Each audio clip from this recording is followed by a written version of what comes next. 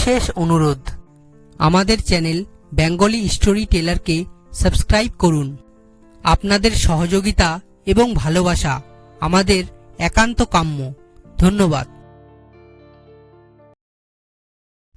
নমস্কার বন্ধুরা, আজকে আমি আপনাদের শোনাবো রবীন্দ্রনাথের মজার ঘটনা, রসের সাগর। রবীন্দ্রনাথ ইন্দিরা দেবীকে বিশেষ স্নেহ করতেন। ইন্দিরা দেবীও ভক্তি করতেন গুরুদেবকে। ইন্দিরা দেবী প্রতিদিন লরেটো কলেজে যেতেন। তিনি যেতেন গাড়ি করে। যাওয়ার সময় তিনি প্রতিদিন দেখতেন বড় রাস্তার মুখে একজন সুসজ্জিত যুবক দাঁড়িয়ে। বাড়ির বড়দের নজরে এলো ব্যাপারটা, কিন্তু তিনি কি করেন? কেউ যদি দাঁড়িয়ে থাকে তার দোষ কোথায়?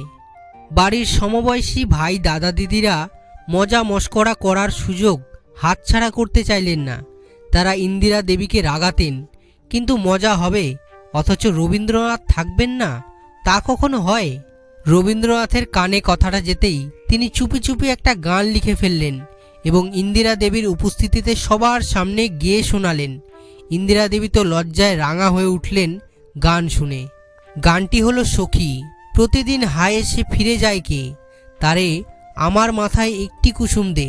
তারপর কবি গানটি দিলেন ইন্দিরা দেবীকে। রবীন্দ্রনাথ সময় সুযোগ পেলেই চেনা পরিচিতিদের সঙ্গে রঙ্গ রসিকতায় মেতে উঠতেন। তাকে রসের সাগর বললে খুব ভুল বলা হবে না। গল্পটি কেমন লাগলো কমেন্ট করে জানাবেন এবং ভিডিওটিতে অবশ্যই একটি লাইক করে দিবেন।